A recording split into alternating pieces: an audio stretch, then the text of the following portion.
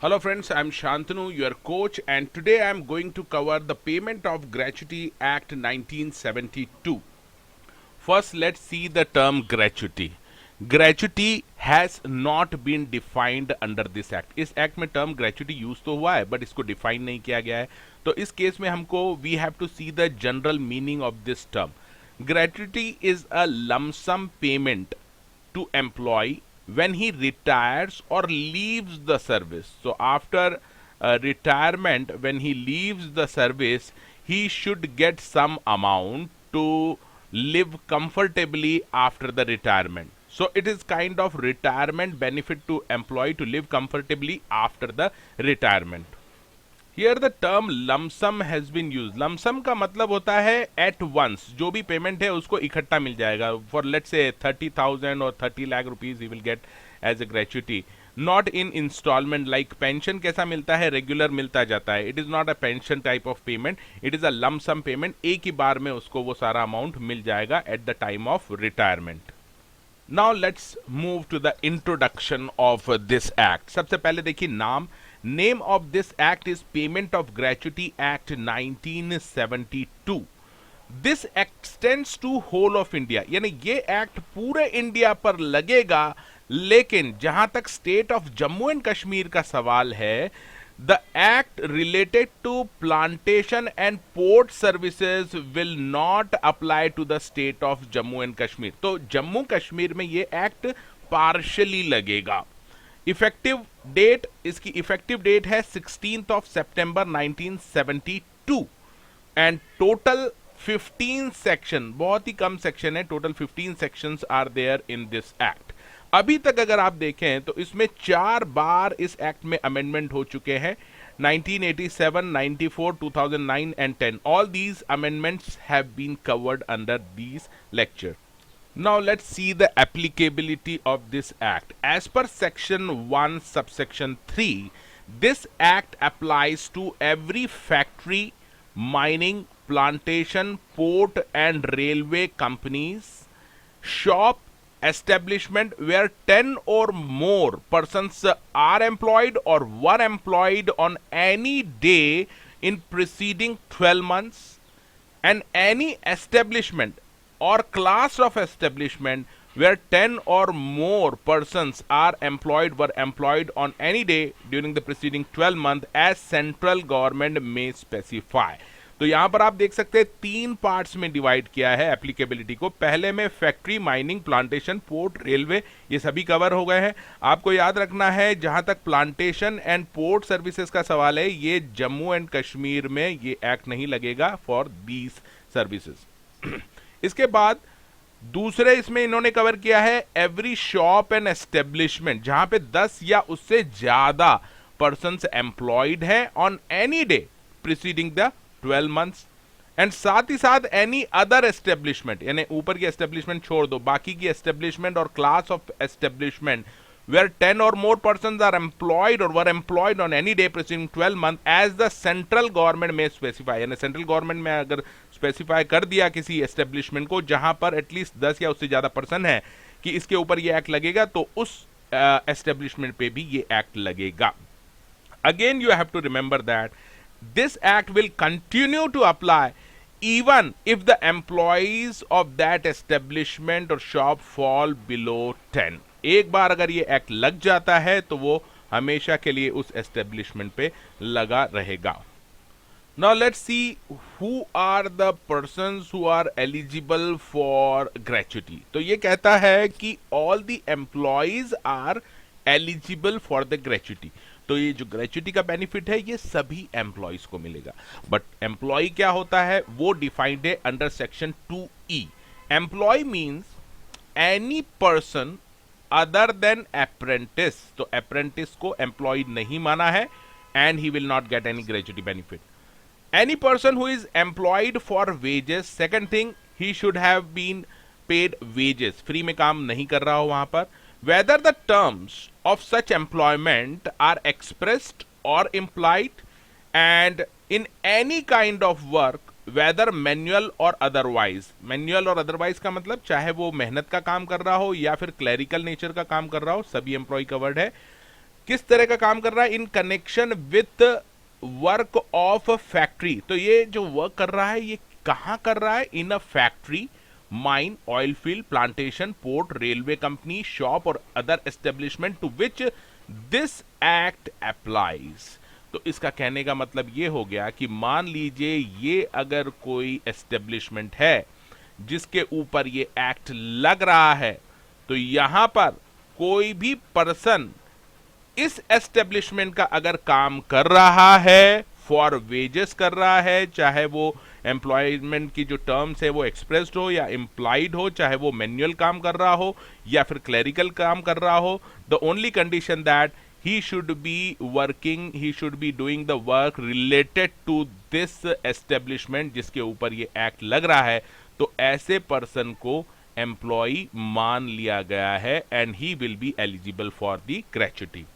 But again it says that the employee does not include any such person who holds a post under the central government or a state government and is governed by any other act or by any rules providing for payment of gratuity. तो इसका मतलब अगर कोई establishment है जो central government या state government के under है और उस एस्टेब्लिशमेंट के लिए उस गवर्नमेंट ने अलग से पेमेंट ऑफ ग्रेच्युटी के प्रोविजन बना रखे हों, तो ऐसे केस में इस पर्सन को एम्प्लॉय यहां पर इस पेमेंट ऑफ ग्रेच्युटी एक्ट में नहीं माना जाएगा.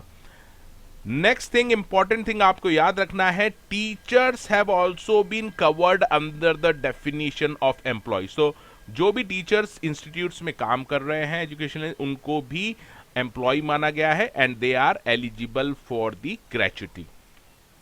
Now we will see when to pay the gratuity. Section 4 talks about कि इस एम्प्लॉय को ग्रेच्युटी कब मिलेगी, एम्प्लॉयर इसको कब पे करेगा. So gratuity is payable to a person in the following situation as per section 4. ये क्वेश्चन एग्जाम में आया हुआ है और आएगा भी, आ भी सकता है. So gratuity is payable in the following situation on in case of superannuation, resignation या retirement, termination because of disablement है, यानी टर्मिनेट कर दिया है उसको. क्यों? क्योंकि वो डिसेबल हो गया है या फिर उसकी डेथ हो गई है. तो 4 पॉइंट्स हैं आपको याद रखना है when gratuity is payable. Superannuation, resignation, retirement, termination because of disablement या डेथ का केस हो. अगेन आपको याद रखना है gratuity is payable only after an employee completes 5 continuous years of service. ऐसा नहीं कि आज आया है एम्प्लॉयमेंट में और ये बस कल जा रहा है और बोल रहा है कि ग्रेच्युटी दो. At least 5 years of continuous service उसने की हो, तभी उसको ये बेनिफिट ग्रेच्युटी का मिलेगा. However in case of a death or disablement this condition of 5 years is not applicable. तो सपोज एक पर्सन ज्वाइन करता है किसी ऑर्गेनाइजेशन को, एस्टेब्लिशमेंट में जिसके ऊपर ये एक्ट लगता है, और 3 साल के अंदर ही उसकी डेथ हो जाती है, तो he is eligible for gratuity because continuous service of 5 years will not apply in case of a death or disablement. Now come to the most important part of this act कि gratuity आखिर sir मिलेगी कितनी. तो ये भी section 4 में ही बताया गया है. The amount of gratuity payable to the employee. Gratuity is payable at a rate of 15 days wages. 15 दिन के जो वेजेस है वो उसको मिलेंगे. और ये वेजेस में क्या क्या आएगा? Basic salary plus dearness allowance as per the latest salary और वेजेस ड्रॉन. लास्ट सैलरी जो उसको मिली थी जब रिटायर वगैरह हो रहा है, तो लास्ट सैलरी आपको देखनी है, बेसिक सैलरी और डियरनेस अलाउंस, और ये जो भी है उसके हिसाब से 15 दिन का वेजेस देना है for every completed year of service. अब यहां पे कंप्लीटेड ईयर को भी इन्होंने अच्छे से डिफाइन कर दिया है. सपोज उसने जो सर्विसेज की हैं, let's say he has rendered the services for 11 years and 8 months. तो ये जो 8 मंथ्स है मोर देन 6 मंथ्स हो गया है, तो it will be counted as full 1 year. तो इसको 12 ईयर मान लिया जाएगा. तो fraction of 6 month, more than 6 month है अगर, तो उसको 1 ईयर मान लिया जाएगा completed year of service. Again, you have to note here that the per day wages is calculated by dividing the monthly salary, जो भी monthly salary है या वेजेस है, बाय 26 डेज. इसका अपन एक कैलकुलेशन करके देखेंगे प्रैक्टिकल एग्जाम्पल, तो आपको ये ज्यादा क्लियर हो जाएगा. Again it says that the maximum gratuity payable under this act is 10 lakh. तो इस एक्ट में जो मैक्सिमम ग्रेचुटी बताई है वो 10 लाख रुपीज बताई है. In case of seasonal establishment, the gratuity is payable at a rate of 7 days wages. तो 15 दिन के wages की जगह अगर आप seasonal establishment में काम कर रहे हैं, if you are working in a seasonal establishment, so instead of 15 days of wages, you have to consider 7 days of wages for each season. Now we will see one example how to calculate the gratuity amount. Suppose there is one person. ये जो person है ये retire हो गया है after completing 30 years of service. 30 साल उसने काम किया है और अब ये रिटायर हो गया है. इसकी जो लास्ट सैलरी थी, last salary drawn was as follows. तो बेसिक सैलरी थी इसकी 2400 पर मंथ और डियरनेस अलाउंस था 200 पर मंथ. तो इसका टोटल हो गया 2600. आप बोलेंगे सर इसके अलावा भी कुछ मिल रहा होगा, तो उसको आप इग्नोर कर दीजिए. आपको केवल बेसिक सैलरी लेना है और डियरनेस अलाउंस लेना है. सो total 2600 per month he was earning. Now you have to apply this formula of 15 days wages. तो 15 डेज वेजेस के लिए अपने को ग्रेचुटी निकालना है. तो 15 इंटू 2600 जो इसकी सैलरी है per month last drawn divided by 26. ये जो 26 है ये फॉर्मूला दिया हुआ है एक्ट में. 26 डेज, ये नॉर्मली महीने में 26 दिन वर्किंग डेज होते हैं, इसलिए इन्होंने 26 लिया है. सो 2600 divided by 26, that comes 100 into 15 into 30. तो इट विल कम अराउंड 45,000. 30 किस लिए लिया है? Completed year of service. It means amount of gratuity is dependent mainly on two things. The year of completed service, जितने ज्यादा years होंगे service के उतनी ज्यादा ग्रेचुटी मिलेगी, या जितनी ज्यादा सैलरी या वेजेस होंगे eight the time of retirement उतना ज्यादा आपको ग्रेचुटी का अमाउंट मिलेगा. बट ये जो मैक्सिमम है यहां पर 10 लाख इन्होंने दे रखा है अंडर दिस एक्ट.